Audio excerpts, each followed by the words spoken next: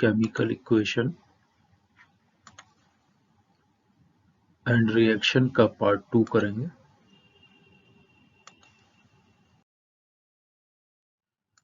First question है, what is observed when a solution of potassium iodide solution is added to a solution of lead nitrate।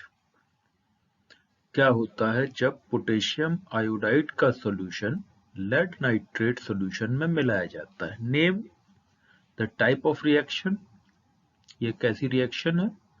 Right a balance chemical equation two represent the above chemical reaction.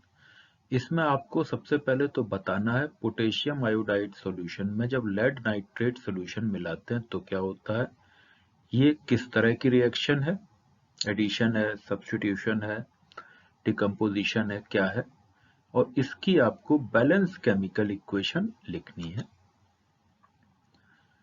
तो ये आपके सामने reaction है, lead nitrate, ये है lead की valency 2 और nitrate की 1, क्रॉस करेंगे तो PbNO3 का होल ट्वाइस एक्वस सॉल्यूशन है, कल बताया था आपको, AQ लिखते हैं, प्लस 2Ki AQ, ये पोटेशियम आयोडाइड का है, दोनों की वैलेंसी 1 है, पोटेशियम की भी आयोडीन की भी।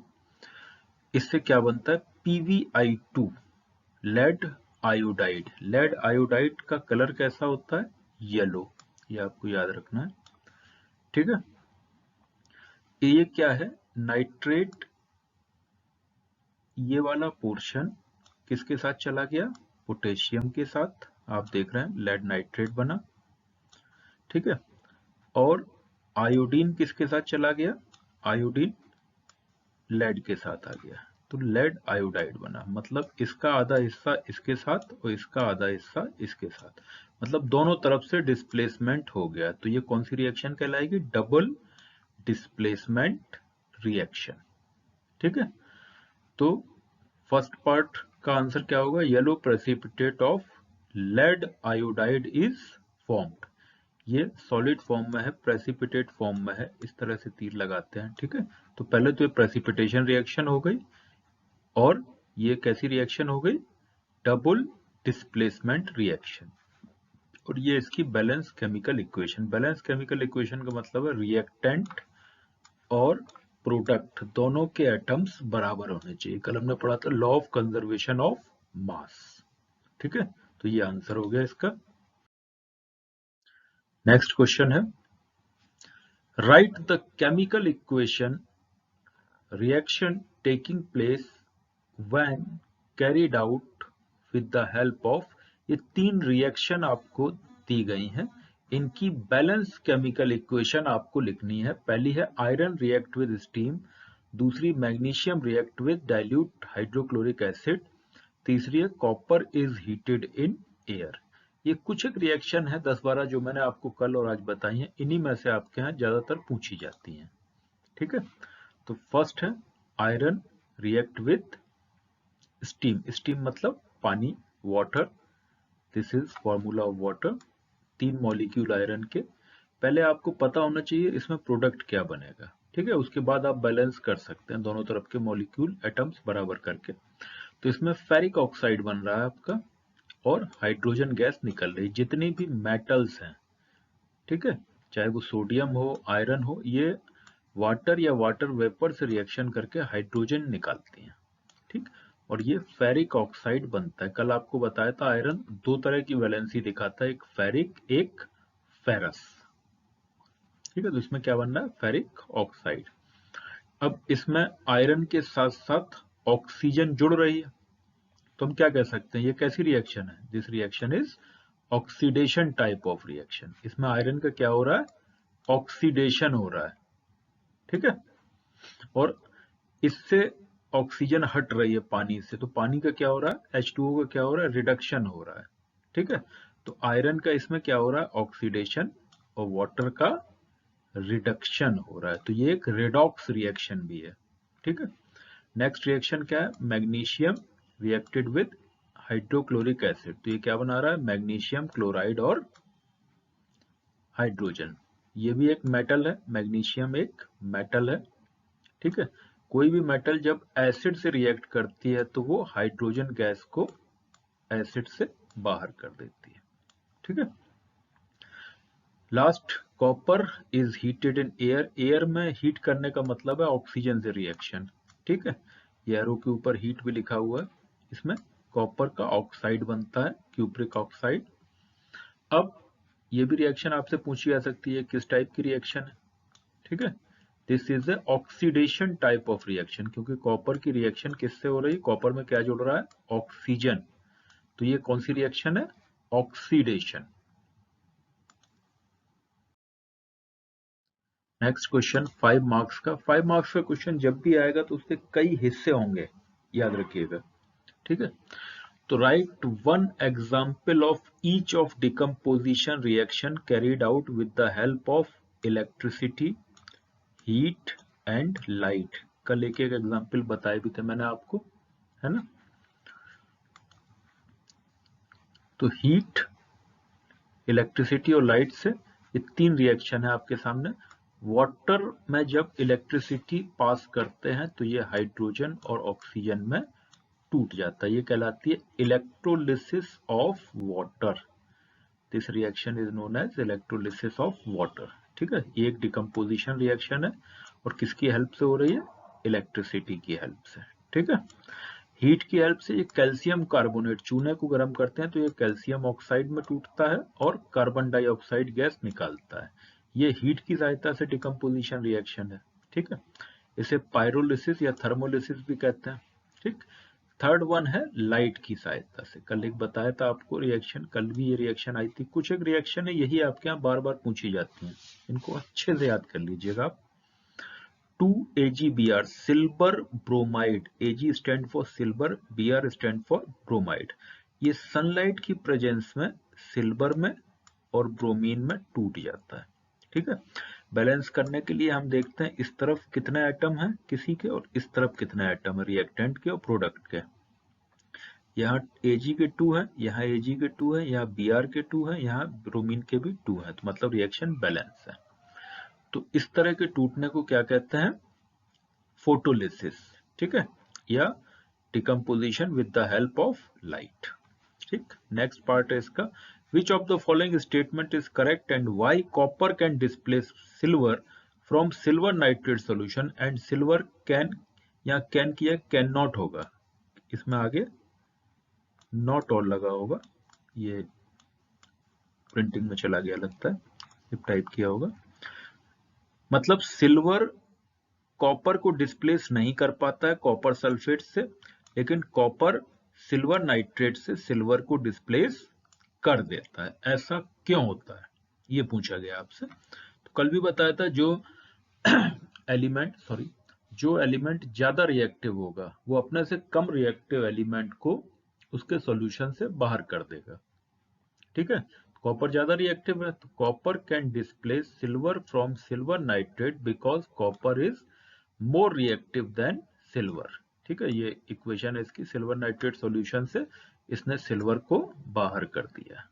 ठीक, याद रखिए कोई भी सॉल्यूशन, कोई भी एलिमेंट दूसरे एलिमेंट को जब उसके सॉल्यूशन से बाहर कर रहा है मतलब वो उससे ज्यादा रिएक्टिव है, वो उससे ज्यादा ताकत रखता है, इसीलिए उसको उसके सॉल्यूशन से बाहर कर रहा है। ठीक है, ये कैसी रिएक्शन है, this is a displacement reaction. आप देख रहे हैं कॉपर सिल्वर नाइट्रेट से सिल्वर को बाहर कर दे रहा है, तो ये कैसी रिएक्शन हो गई, डिस्प्लेसमेंट रिएक्शन। ठीक, नेक्स्ट क्वेश्चन पे आते हैं। 3 मार्क्स क्वेश्चन है, which product will be obtained when lead nitrate is heated simply. Lead nitrate को जब गर्म करते हैं तो कौन कौन से प्रोडक्ट बनते हैं, कल भी ये रिएक्शन आई थी आपके सामने। Right the balance chemical equation for the reaction, state the type of chemical reaction that occurs in this change. अब थर्मल डिकम्पोजिशन कहलाएगा, क्यों, क्योंकि थर्मल मतलब हीट, डिकम्पोजिशन मतलब टूट रहा है लेड नाइट्रेट। ठीक है, तो किस टाइप की रिएक्शन हो जाएगी, थर्मल डिकम्पोजिशन हो जाएगी। इक्वेशन ये आ जाएगी आपकी। ठीक है, lead monoxide, nitrogen dioxide and oxygen gas will be liberated. ये तीन चीजें बनेगी। पहले मैंने आपको बताया, एक तो डिकम्पोजिशन हो रहा है, और डिकम्पोजिशन किसकी सहायता से हो रहा है? हीट की सहायता से। तो ये कौन सा डिकम्पोजिशन हो जाएगा? This is known as thermal decomposition. ठीक, ये रिएक्शन हो गई आपकी लेड नाइट्रेट। सबसे पहले आप क्लास 9th में आपने एटम और मॉलिक्यूल जब पढ़े होंगे, तो वो लेसन काफी बेसिक है केमिस्ट्री का। उसमें आपको मॉलिक्यूल्स के फॉर्मूले बनाना बताया गया होगा कि वैलेंसीज को क्रॉस करते हैं। लेड की वैलेंसी 2, नाइट्रेट की 1, इनको आपस में क्रॉस करते हैं। तो नाइट्रेट के नीचे क्या आ गया? ये 2 आ गया, और इसके नीचे 1 लिखा नहीं जाता है, तो क्या फॉर्मूला हो गया? Lead nitrate. ठीक है, ये टूटेगा तो क्या बनाएगा? Lead oxide. ठीक है, लेड मोनोऑक्साइड एक है तो मोनोऑक्साइड कहेंगे, 2 होता तो Pb2 को लेड डाइऑक्साइड होता। ठीक है, lead monoxide plus nitrogen dioxide plus oxygen. ये कई बार आपसे बैलेंस करने को भी पूछी गई है रिएक्शन। ठीक है, बैलेंस करने में क्या करेंगे हम? ये रिएक्टेंट है, इसके एटम निकालेंगे कितने कितने हैं, ये प्रोडक्ट्स हैं, इनके एटम निकालेंगे और दोनों को बराबर कर देंगे। अच्छा, यही होगा, आप रिएक्शन को याद कर लें। ठीक है, क्योंकि बैलेंस करने में भी कई बार आई है आपके यहाँ ये। नेक्स्ट क्वेश्चन पे आते हैं। 3 मार्क्स क्वेश्चन है। What is meant by skeletal type chemical equation? skeletal type कल बात की थी हम लोगों ने, एक क्वेश्चन भी रखा था, what do you mean by skeletal type? What does it represent? ये क्या represent करती है? Using the equation for electrolytic decomposition of water, differentiate between skeletal chemical equation and balanced chemical equation. अब इसमें आपको तीन चीजें हैं।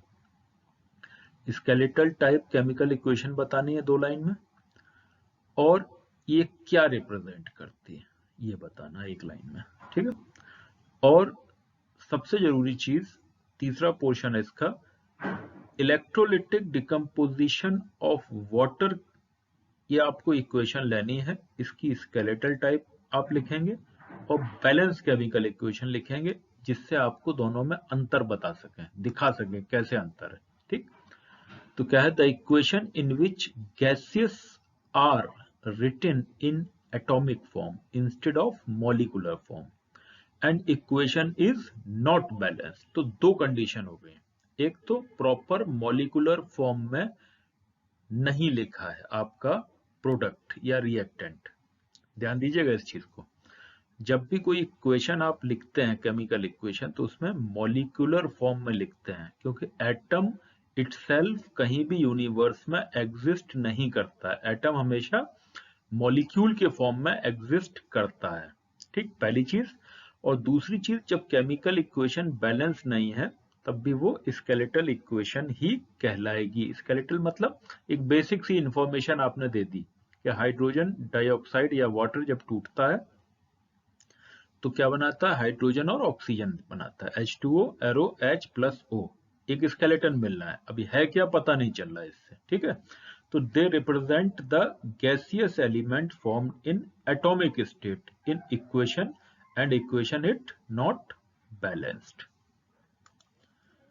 अब ये देखिए, इससे काफी कुछ क्लियर होगा आपको। जैसे फर्स्ट रिएक्शन जो है ये वाली, this is a skeletal equation.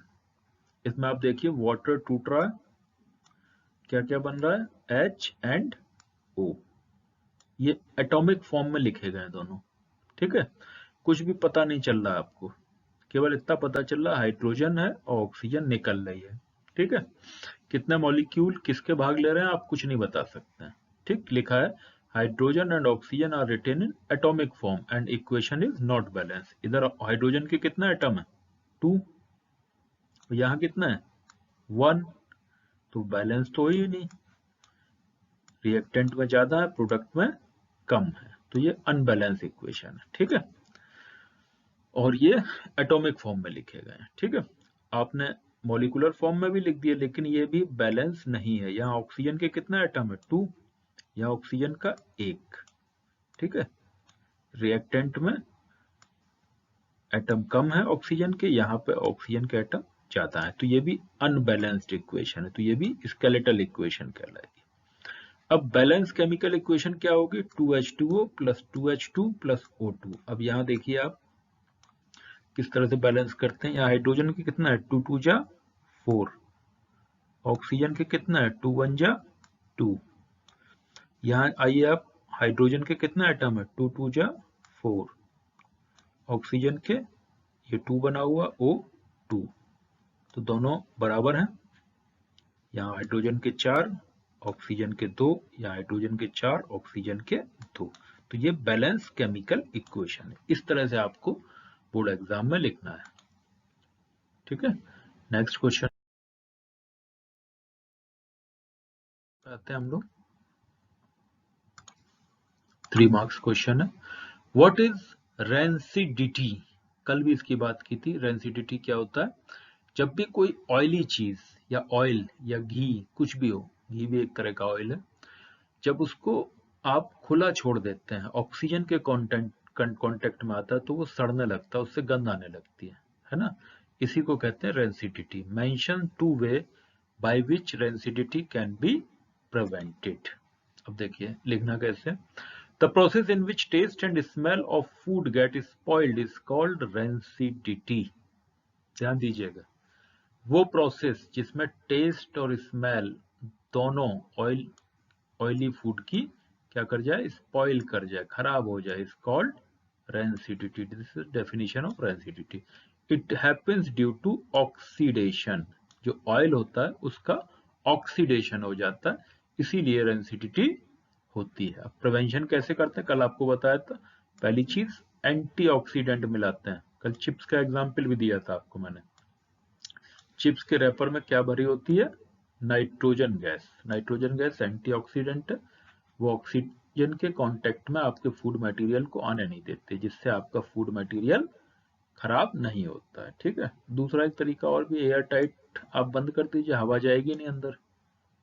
ठीक है, जब हवा ही नहीं जाएगी अंदर, उसके एयर टाइट होगा। अंदर की आप जैसे कैन बनाते हैं, अंदर की ऑक्सीजन खींच ली, अब ऑक्सीजन है ही नहीं, और बाहर से आपने कांटेक्ट खत्म कर दिया। तो एयर टाइट कंटेनर्स में जब हम रख देते हैं किसी चीज को, तब भी वो खराब बहुत दिनों में होती है। ठीक है, और रेफ्रिजरेटर में कर देंगे तो उसका रेस्पिरेशन जितना भी होगा वो काफी लो हो जाएगा, respiration rate. Next question 3 marks question है। What is redox reaction? Redox reaction क्या है?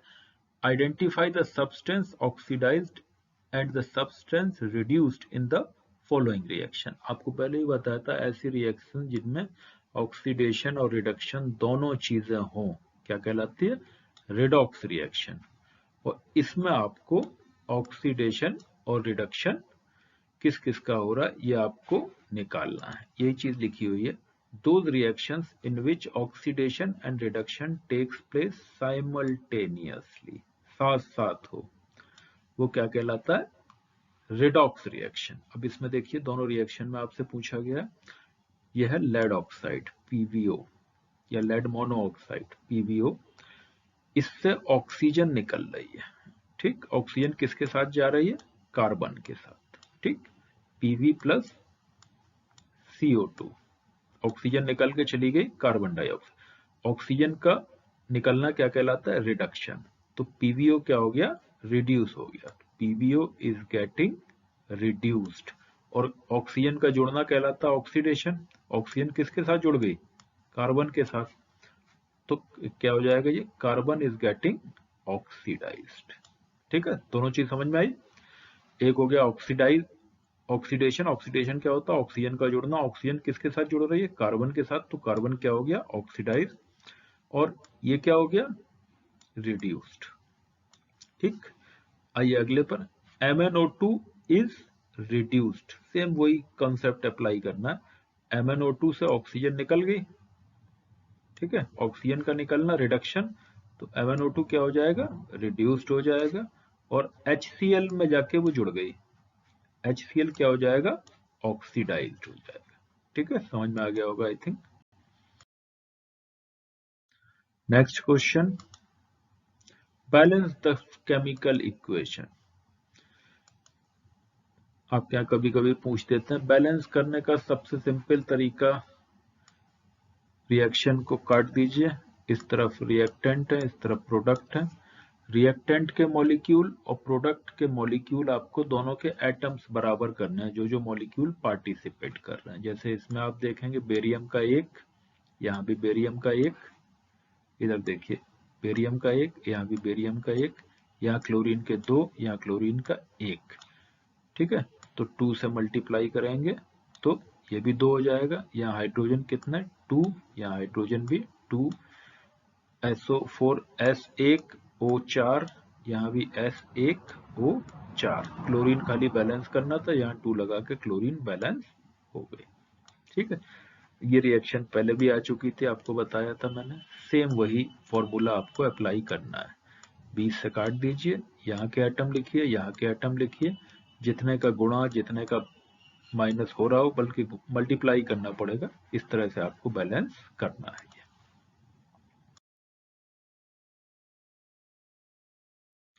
नेक्स्ट क्वेश्चन पे आते हैं, थोड़ा जल्दी चल रहा है नहीं तो वीडियो काफी लंबा हो जा रहा है।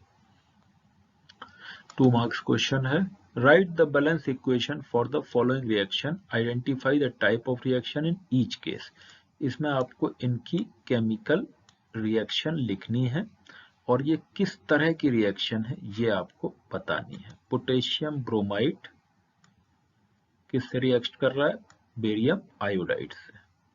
ठीक है, अब इसके लिए फिर वही क्लास 9th का एटम और मॉलिक्यूल पे आना पड़ेगा। पोटेशियम ब्रोमाइड, तो पोटेशियम और ब्रोमीन का कंपाउंड होगा ये। ठीक है, पोटेशियम की वैलेंसी 1, ब्रोमीन की 1, क्रॉस करेंगे कुछ नहीं आएगा, 1 1 लिखा नहीं जाता, जब बराबर होती है तो चीज लिखी नहीं जाती, तो आ जाएगा KBr plus barium iodide. Barium की वैलेंसी 2, आयोडीन की 1, क्रॉस करेंगे तो बेरियम के पास 1 आ जाएगा, आयोडीन के पास 2, बेरियम आयोडाइड। ये रिएक्शन करके क्या बना रहे, पोटेशियम आयोडाइड। पोटेशियम की 1 वैलेंसी, आयोडीन की 1। ठीक है, क्या हो जाएगा Ki, 1 1 क्रॉस करेंगे कोई मतलब नहीं। बेरियम ब्रोमाइड, बेरियम की 2, ब्रोमीन की 1। ठीक है, क्रॉस करेंगे एक दूसरे की तरफ जाएगी तो BaBr2, ये हो गई। इसको बैलेंस कर देना है आपको। बैलेंस का तरीका बताया, दोनों तरफ के एटम लिखिए, बराबर कर दीजिए मल्टीप्लाई करके। ठीक है, सेम थिंग, हाइड्रोजन क्लोरीन क्या बना रही है, हाइड्रोजन क्लोराइड HCl। ठीक है, अब बैलेंस करने का वही तरीका, यहाँ हाइड्रोजन के 2, क्लोरीन के 2, यहाँ 1 1 थे तो 2 से मल्टीप्लाई कर दिया आपने, 2S2 हो गए दोनों के। ठीक है, ये हो गई बैलेंस केमिकल इक्वेशन। अगले क्वेश्चन पे आइए, 2 मार्क्स क्वेश्चन है। A white salt on heating decomposes to give brown fumes and a residue is left behind. एक सफेद रंग का साल्ट था जिसको आपने गर्म किया, गर्म करने पर वो टूट जाता है। ठीक है, उस साल्ट का नाम बताना है और एक ब्राउन कलर का धुआं निकलता है। ठीक है, और एक रेसिड्यू मतलब अवशेष बचता है, इस साल्ट का नाम बताना है। जो ब्राउन फ्यूम्स होती हैं ये नाइट्रोजन डाइऑक्साइड एक गैस है, आपके लेवल पे याद रखिए, ब्राउन फ्यूम्स यही देती है।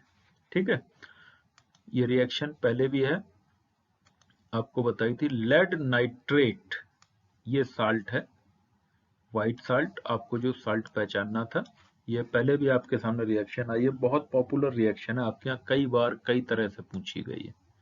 ठीक है, लेड नाइट्रेट ये है आपका, नाइट्रेट की वैलेंसी 1, लेड की 2, क्रॉस करेंगे तो लेड पे 1 आएगी, 1 लिखा नहीं जाता, NO2 के ऊपर 2 का पावर आ जाएगा। इसको जब आप गर्म करेंगे, ठीक है, थर्मल डिकम्पोजिशन होगा। ठीक, तो ये लेड मोनोऑक्साइड, नाइट्रोजन डाइऑक्साइड और ऑक्सीजन बनेगी। ये जो ब्राउन फ्यूम्स की बात कही गई थी, ये ब्राउन फ्यूम्स, ये वाली गैस नाइट्रोजन डाइऑक्साइड होती है जिसके ब्राउन फ्यूम्स आते हैं। Next question, when a solution of potassium iodide is added to a solution of lead nitrate in test tube, a reaction takes place. Potassium iodide को हमने lead nitrate के साथ मिलाया, उस पे आपके क्वेश्चन कुछ बन रहे हैं। ये किस टाइप की रिएक्शन है और इसका केमिकल इक्वेशन आपको लिखना है। ये रिएक्शन भी आप याद कर लीजिए। ये रिएक्शन है, सबसे पहले आप रिएक्शन को देखें, उसके बाद ये लेड नाइट्रेट है, नाइट्रेट की वैलेंसी 1। मैं बार बार वैलेंसी इसलिए बता रहा हूँ आपको याद हो जाए।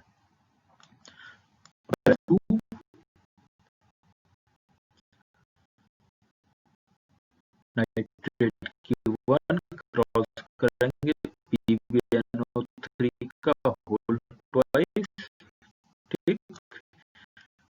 पोटेशियम आयोडाइड ये रहा Ki, पोटेशियम की 1 आयोडाइड की 1 क्रॉस करेंगे Ki, ठीक है। ये क्या बनेगा, लेड आयोडाइड, ठीक है, और पोटेशियम नाइट्रेट। अब इसमें देखिए NO3 किसके साथ चला गया, K के साथ, और लेड के साथ क्या आ गया, आयोडाइड, ठीक। तो ये क्या हो गया, डिस्प्लेस हो गया, ठीक। और 2 बार डिस्प्लेस हुआ तो ये क्या कहलाएगा, डबल डिस्प्लेसमेंट, ठीक है। और जब आपका प्रोडक्ट एक सॉलिड हो एक लिक्विड हो, तो लिक्विड के अंदर सॉलिड अगर सॉल्युबल नहीं है तो ये प्रेसिपिटेट के फॉर्म में टेस्ट ट्यूब में दिखेगा आपको, ठीक है। तो ये प्रेसिपिटेशन रिएक्शन भी कहलाएगी, ठीक।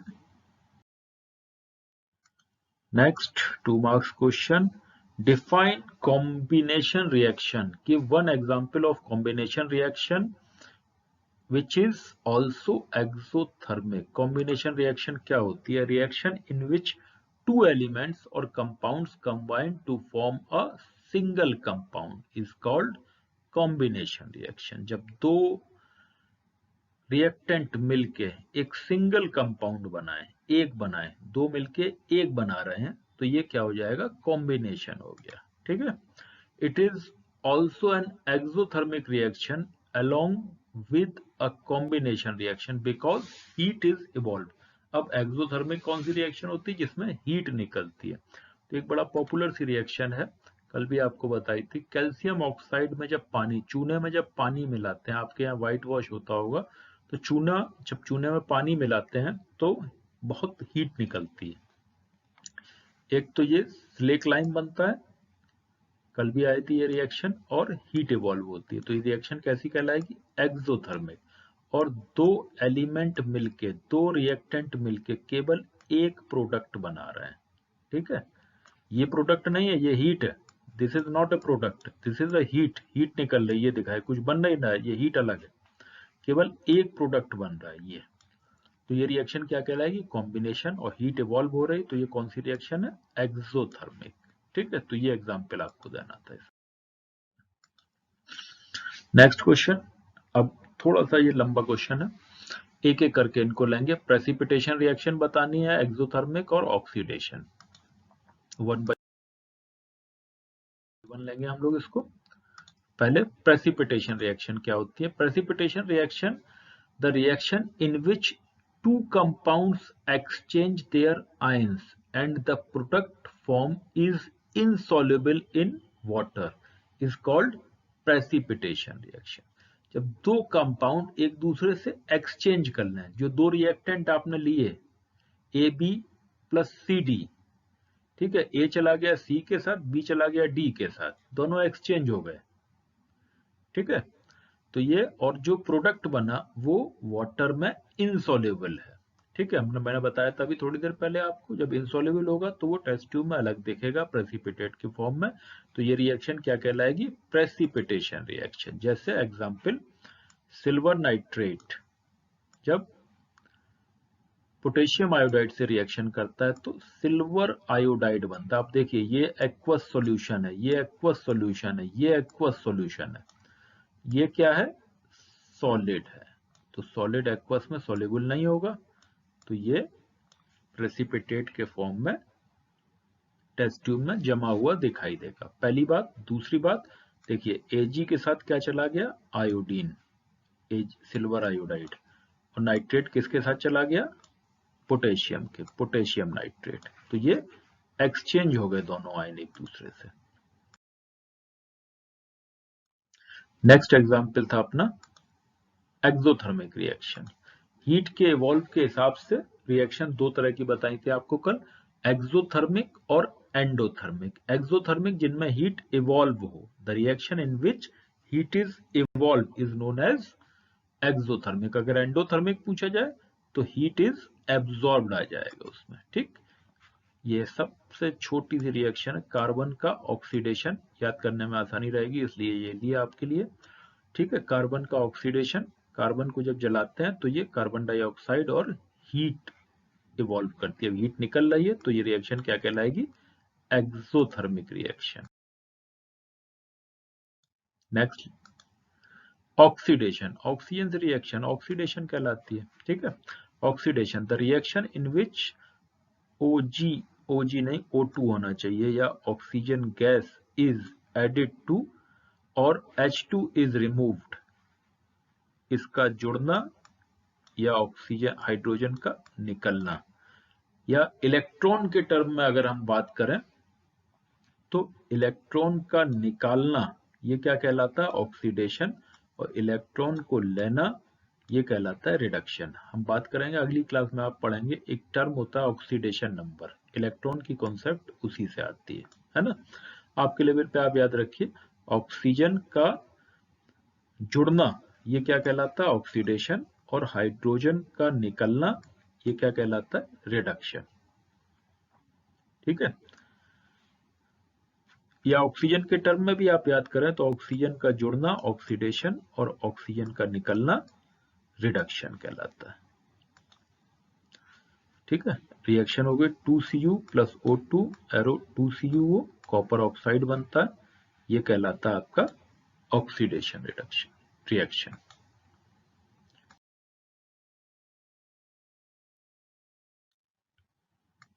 Next question, what is the redox reaction when a magnesium ribbon burns in air with dazzling flame and forms a white ash, is magnesium oxidize or reduce? redox reaction क्या है, और जब magnesium के तार को हम जलाते हैं तो एक सफेद रंग की राख मिलती है, मैग्नीशियम के साथ क्या हुआ, इसका ऑक्सीडेशन या रिडक्शन। द रिएक्शन इन विच, ये आपको पहले भी बताई थी, ऑक्सीडेशन रिडक्शन साइमल्टेनियसली हो, ये क्या कहलाता है, रिडॉक्स रिएक्शन। ठीक है, अब मैग्नीशियम पे आ जाए, मैग्नीशियम इज गेटिंग ऑक्सीडाइज, जबकि आप जला रहे हैं तो ऑक्सीजन के साथ रिएक्शन हो रही है, सीधी सीधी बात है, ज्यादा आपको गहराई में नहीं जाना इसमें। ठीक है, तो ये क्या हो जाएगा, ऑक्सीडेशन, क्योंकि ऑक्सीजन से सीधे सीधे इसकी रिएक्शन हो रही है और मैग्नीशियम ऑक्साइड बन रहा है। अब एक टर्म के रूप में आप लिख सकते हैं, because it is losing electron to form Mg plus and oxygen is getting electron from O2, therefore it is getting reduced। मतलब ऑक्सीजन इलेक्ट्रॉन ले रही है, 2 इलेक्ट्रॉन, तभी इस पर -2 आया, तो ऑक्सीजन का क्या हुआ, रिडक्शन, और मैग्नीशियम ने इलेक्ट्रॉन दिए, जब इलेक्ट्रॉन तो दे दिए तो इस पर पॉजिटिव का चार्ज आ जाएगा, वैलेंसी में आपने पढ़ा होगा कि जब इलेक्ट्रॉन कोई देता है तो उस पर पॉजिटिव चार्ज आता है। ठीक है, तो इसका ऑक्सीडेशन हो गया, इसका रिडक्शन हो गया। ये केमिकल इक्वेशन के थ्रू समझाया गया यही चीज। नेक्स्ट क्वेश्चन है, distinguish between displacement reaction and double displacement reaction.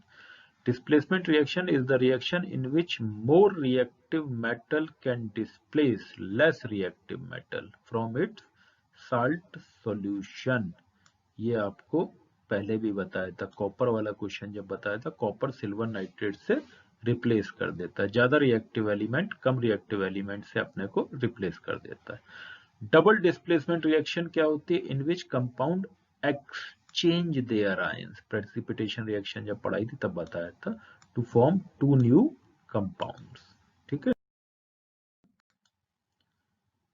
Identify the displacement and double displacement reaction from the following reaction, ये है। अब देखिए इसमें ये रिएक्शन क्या है, इसमें H के साथ क्या चला गया, OH, और Cl के साथ क्या आ गया, Na। ठीक है, तो ये कौन सी रिएक्शन हो जाएगी, डबल डिस्प्लेसमेंट रिएक्शन। ठीक है, ये हो गई आपकी डबल डिस्प्लेसमेंट। इसमें क्या है, आयरन ये ज्यादा रिएक्टिव एलिमेंट है, ये कॉपर सल्फेट सॉल्यूशन से कॉपर को हटा के खुद सल्फेट के साथ जुड़ गया। ठीक है, तो ये हो जाएगी डिस्प्लेसमेंट रिएक्शन। यही चीज बताई गई इसमें। फर्स्ट है डबल डिस्प्लेसमेंट जो आपको बताई थी अभी, और सेकंड है डिस्प्लेसमेंट रिएक्शन। ठीक है, thank you for watching it.